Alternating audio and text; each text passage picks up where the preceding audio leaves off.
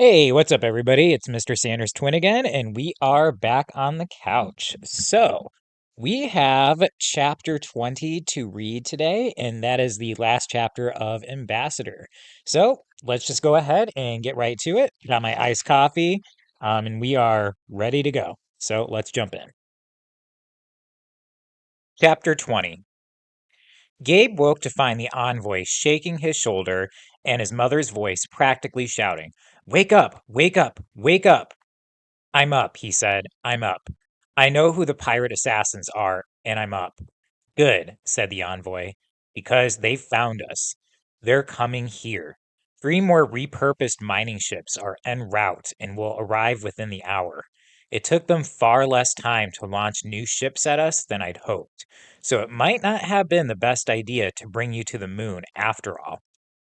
But you know who they are. Excellent. That's a huge relief. You need to get back to the embassy to expose them. You need to be sleeping. Hurry." "I was just about to expose them when you woke me up," said Gabe, annoyed and still groggy but extremely awake. "I haven't learned how to do the deliberate trance thing yet. How can I get back to sleep now?" The envoy frowned its puppetish mouth. "You'll just have to trust me," it said, moving closer. "Good luck to you." It jumped, smothered Gabe's face, and choked him unconscious. "Greetings again, Ambassador," said Protocol. "Very little time has passed since your most recent visit. Are you well?" Gabe crouched on the floor, still choking, even though his actual envoy smothered nose and mouth were very far away. "It worked," he thought. "You can let me breathe now. Please let me breathe." He finally caught his breath and kept it. Then he climbed up to standing. His reflection looked unsteady in the mirror door and his face was flushed. "I'm fine," he said, insisting on it, trying to make it true. "I'm glad to hear that," said Protocol, still clearly concerned. "I'm fine," Gabe said again, to the room and himself. He stood and he breathed, and he furiously thought. "How can I send a message to all the other ambassadors?" he asked. "If I have a public message or a public accusation, how can I talk to everyone?" Protocol told him without sighing or complaining first. "There is a small platform at the very center of the Chancery. You may address all your colleagues from there. This is rarely done, however." Gabe stood and thought in furious circles. "I can expose them. This is what we plan to do. I can condemn their ice piracy and assassination attempts in front of absolutely everyone. The Omegan will know where they are. The Outlast will know. So the Kayan will have to leave the system. They'll have to keep running. That might not necessarily stop them from shooting me first, though." Gabe decided what to do. "Protocol, I need to meet with the Kayan ambassador. Somewhere private and hidden. Somewhere in the forest. Please send her that message. Ask if she would like to meet me there as soon as possible." She'll come, he thought. Even though she didn't come to our local game, she might be keeping her distance. But she'll still need to find out how much I know and how much I might reveal to everyone else. She'll talk to me to find that out. "Very well," said the room. "I will send the message and guide you to such a meeting place." "Thank you, Protocol," said Gabe. "You are welcome, Ambassador." The mirror door opened and Gabe started running. He raced across the Chancery, avoiding clusters of ambassadors and their games. He ran as though pursued by more silverfish dragon ships with cannons, which he was somewhere else, somewhere extremely far away. He made for an arrow-shaped pillar of cloud that descended into the forest in front of him. Omegan stood waiting at the edge of the trees, still holding the ball from their local game. Gabe stopped and stumbled, unsure what to do. The two faced each other. Omegan made eye contact this time. He threw the ball at Gabe. It was a bad, clumsy throw. Gabe scooped it up from where it bounced and rolled. "Why did you call for me to join you?" Omegan asked. "You should not have. Others will always find out what I learn." "Then I probably shouldn't tell you why," said Gabe, "but I'll tell you this much. I wanted to scare the other ambassadors, so I used you to scare them for me. You're right. I shouldn't have done that. I wish I hadn't. Omegan nodded. He watched Gabe for an uncomfortable stretch of time. Then he turned to go. Thanks for trying not to learn about us, Gabe told him. Thank you for trying not to do any more damage. Please don't watch where I'm going now. Please don't follow me. You are welcome, said Omegan as he walked away. And I will not. Gabe went searching for Protocol's cloud arrow among strangely shaped trees. All right, we're going to answer that first question. Does Gabe think he made the right decision by inviting Omegan?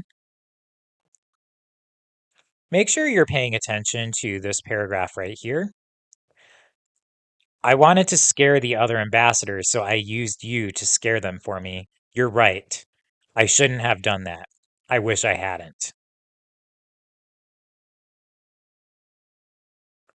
If you need a sentence starter, you can use yes or no. But whether you choose yes or no, you're going to have to explain why. Okay. So it's going to be yes/no because blank. All right, let's go ahead and move on. He found it in a small clearing set apart from all the arboreal games. He could hear shouts and laughter, but they all sounded distant and faint. Gabe stretched out on the ground and tossed the ball at the sky. He did that over and over, performing a very great magic while waiting.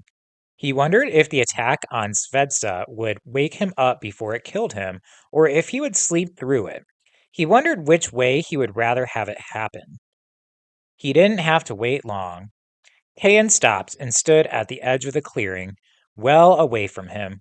She maintained a large amount of personal space. I'm here, she said, but Gabe had already noticed. He got to his feet and held back, respecting the distance she had already established. He recognized this expanse of personal space from playground fights, even though he was usually pretty good at avoiding playground fights. Kayan stood outside his reach. If he did anything aggressive, then she would have time to notice and respond, either by running or by doing something aggressive back at him. She also faced him directly, a hint that flight wouldn't be her first instinct. She didn't cross her arms. She kept both hands free. Ambassador, said Gabe, by way of formal greeting. Ambassador, Kayan answered. You're in our system, said Gabe. He did not say it as a question or an accusation. You're on board one of those ships in the asteroid belt between Jupiter and Mars. Yes, said Kayan. She didn't try to duck, dodge, or stall him with dithering. Gabe appreciated that. All right, let's answer the next question. What does Kayan admit to? Make sure you're paying attention to this paragraph right here. You're on board one of those ships in the asteroid belt between Jupiter and Mars. If you need a sentence starter, you can use Kayan admits to blank. Okay, let's go on to the next question. You could have asked for the ice, he said. Kayan shook her head. If we had asked and you said no, then we would have died. If we took the ice anyway and you censured us for it, then you would have revealed our position and we would have died. And at first, we had no one to ask. This system had no ambassador when we arrived. But now it has me, said Gabe. So you approached me when I first got here. I did, said Kayan. That was when you threatened us. Wait, what? Now? Gabe shook his head. I didn't threaten you. I joked around with Sapie while you held back and glared at me. We barely spoke. You threatened us, Kayan repeated. You mentioned that you had already noticed our ships among the asteroids. Immediately after that, you sent a signal to the Outlast ambassador. What are you talking about? I didn't. Oh, you mean the airplane? That was an accident. I didn't mean to hit Omegan in the head with a leaf paper airplane. Did you intend to speak with him every other time you've come here? Kayan demanded. Was that also an accident? And did you accidentally call for a local match that would include the Outlast, putting all of us in more danger? Why did you do that? Are you trying to suck up to the Outlast? Do you actually think that they'll spare the system out of gratitude? They won't. Oops, Gabe thought. She thinks I've been conspiring with Omegan the whole time. No wonder she sent black holes and huge mining bugs after me. It was self-defense. And I'm not at all sure how to untangle this now. The two watched each other in wary silence until Gabe broke the tension by laughing. What? Ken looked more surprised than insulted. This is my fault, he said. Well, no, it's the Outlast's fault, but I stumbled into it. I'm sorry about that.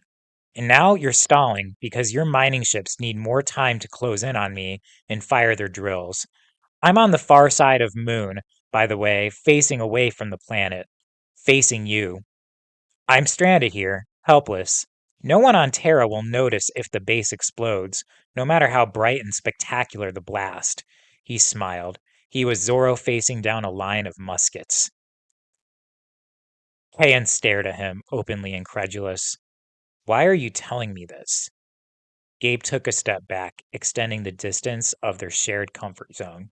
He dropped the ball and held both hands out sideways to show her how empty they were. I'm telling you because there's no such thing as safe, he said. There's only trust. I need you to trust me when I say that you have official permission to hide in our system and share our ice. Kayan kept her voice cautiously neutral and her posture absolutely still. Why? She asked again. We tried to kill you. And you're trying again, said Gabe. Right now. I don't think I can stop you. Not even if I did make a public complaint. Lupe would have hated this admission of weakness. Dad would have too. Fighters prefer to go down in glory. Fighters worry about losing strength forever if they once admit it isn't there. But Gabe wasn't a fighter, no matter how tightly he held on to the rage that still simmered at his foundations, no matter how much he wanted to make someone else feel what he felt. This time he wouldn't lash out wounded. He could be better than that. He was an ambassador. If all this is true, Kayan said carefully, and if these are your very last moments, then you still have time to hurt us by revealing where we are. The Outlast would find us, and even if they didn't, it would still matter for other systems to know that the Kayan took guest gifts without local permission. Ports and docking rights would close to us. You can still hurt us before you die. Tempting, said Gabe. Omegan wasn't far away. Last I saw him. I could go right now and tell him where you are. Kayan shifted her weight, obviously prepared to tackle him if he tried. Or I could at least threaten to do that, Gabe pointed out. I could threaten you and make demands, but no, I won't. Why not? She asked him. If I did sick the Outlast on you, which might be harder than everybody thinks since Omegan is trying really, really hard not to learn anything about anyone, but if I did manage it, and they came to our system looking for you, they would also find us. That's worth avoiding. Kayan nodded. True. Is that why you're offering to help us instead? No, said Gabe. It's not. I'm doing this because my best friend's house used to be a stop on the Underground Railroad, and because it still is a stop on the Underground Railroad. You're trying to make your way north. You're crossing the desert. You need water. I won't be the one who finds you and turns you in. I won't tell the people with guns where you're hiding. I will not do that. All right, let's go ahead and answer the next question. Why does Gabe choose not to reveal Kayan's location to the Outlast? You'll find answers in this paragraph right here. I'm doing this because my best friend's house used to be a stop on the Underground Railroad, and because it still is a stop on the Underground Railroad. And you're trying to make your way north. You're crossing the desert. You need water. I won't be the one who finds you and turns you in. I won't tell the people with guns where you're hiding. I will not do that.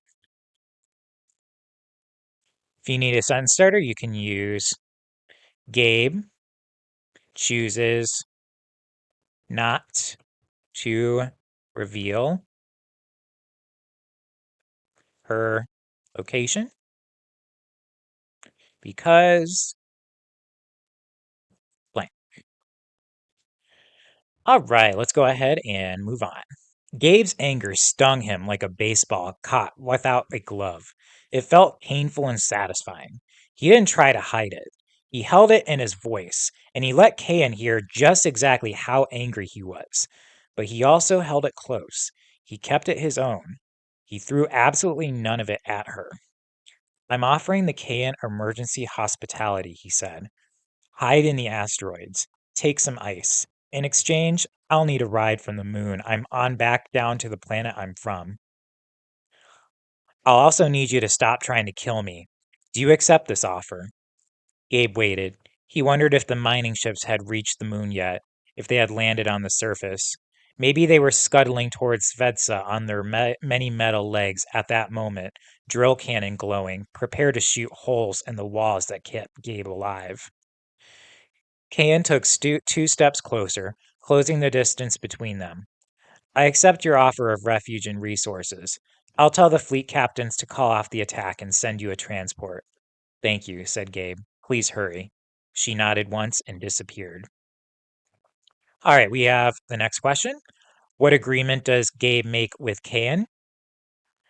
You'll find what you're looking for right here.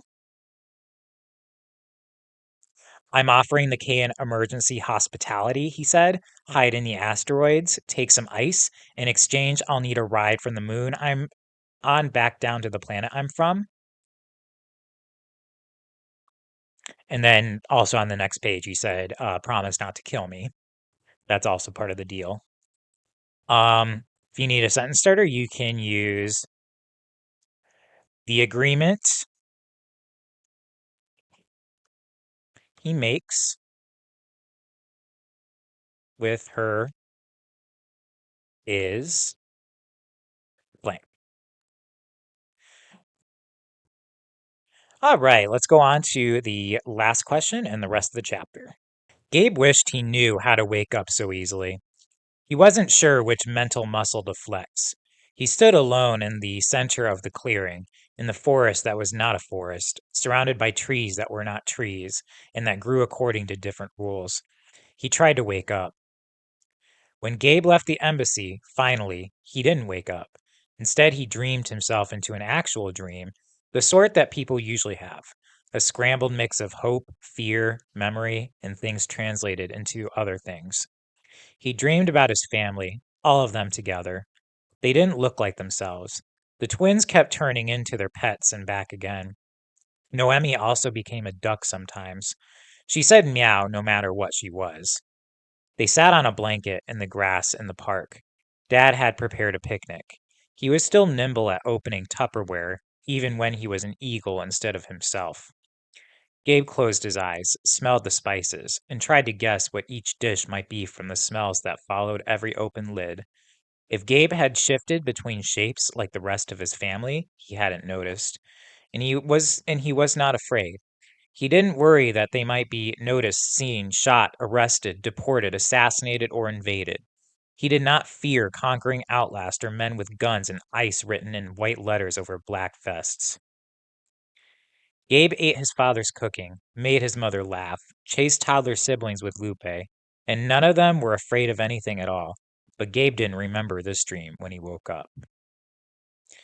The station pod was so unfamiliar that Gabe had no idea where he was, or even who he was, or why he sailed through the air when he jumped out of bed and through lunar gravity.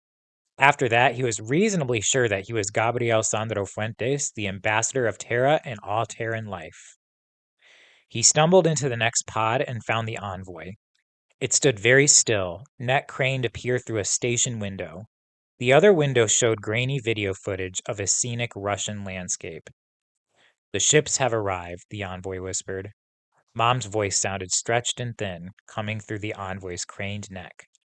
4 mining ships coiled outside and faced the station. Gabe could barely see them in the dark. Each was visible only in the dim glow from the station window and the red glare of their drill cannons. I'm sorry, Gabe, the envoy whispered, tense and quivering. I shouldn't have brought you here to this defenseless place. Gabe stood at the window. He held up one open hand, unsure if the gesture would translate at all. Then he waved. What are you doing? The envoy asked. We might be okay, said Gabe. If she sent the message in time, then we might be okay. The red glow of the cannon drills did not fade, but the drills didn't fire either. Another craft landed behind the four mining ships. The wake of its engines blasted waves of gray dust across the surface of the moon and smacked small stones against the station window. Gabe and the envoy both flinched. Gabe listened hard for the hiss of escaping air. The new vehicle looked completely and in every way different from the mining ships. It was green, jade colored, and it clung to the lunar rock with four sets of landing gear shaped like cat claws. The Kayan are a mix of different species, Gabe remembered. Different civilizations, different kinds of ship. That one kind of looks like a flying Mayan artifact, like another Christmas present for Mom to make her homesick. She would hate it. She loathes the idea that aliens visit us thousands of years ago, that they get credit for building our pyramids. The envoy spoke with Mom's voice. Gabe was glad to hear the voice. It really was familiar and comforting now. What's happening, Ambassador? I negotiated a truce, Gabe said. I think it worked. I think that might be our ride home. He took in a long, deep breath. Then he let the breath out and realized that he no longer knew what the word home meant exactly. He didn't know what part of the world to return to. Mom, Lupe, Noemi, Andres, and all the pets would be waiting for him at Frankie's house in Minneapolis, right smack in the middle of North America. He knew that he should join them there. He knew that he needed to help care for the twins and the pets. He knew that he needed to make plans with his fractured family to figure out where they were going to live now that a black hole had eaten their duplex. He needed to learn how to cope with the constant anxiety that Mom might still disappear at any time. Gabe knew that he should get back to them as soon as he possibly could. But he also knew that his father was on his way south at that moment in exile. He had no way to return for at least a decade, unless someone happened to go looking for him, someone with a spaceship, someone who could ride down to any part of the planet that they chose. The new ship opened its hatch. A small figure with only two legs emerged from the KN transport and bounce walked across the lunar surface. Gabe and the envoy both hurried through the station to the entrance airlock. Gabe spotted his great grandfather's cane sword there, rested against a wall. He picked it up, felt reassured by holding it, and then set it back down. He didn't want to be holding a weapon in this next moment. The inner door of the airlock opened. A figure much the same height and shape as Gabe came through it, encased in a dark green suit. The suit helmet also looked like jade. It looked very much like the salt shaker that Gabe's family used to have in the kitchen when they used to have a kitchen. It looked like the Olmec had carved this helmet in ancient Mexico. No, Gabe said to himself. No, no, no. That's ridiculous. Mom is going to be so pissed. He recognized his fellow ambassador as soon as she removed her helmet. She looked exactly like she did in the embassy. Broad nose, high cheekbones, skin a shade or two darker than Gabe's own. But the two of them were not in the embassy. They faced each other with no translation between them. Gabe squinted just to be sure.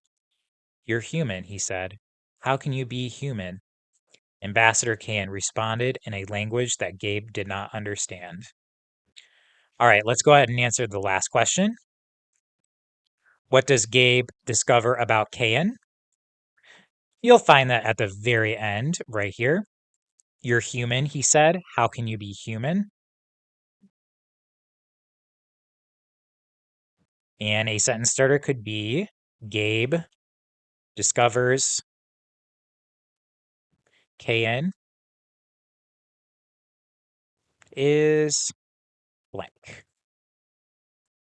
Oop, forgot the word discovers.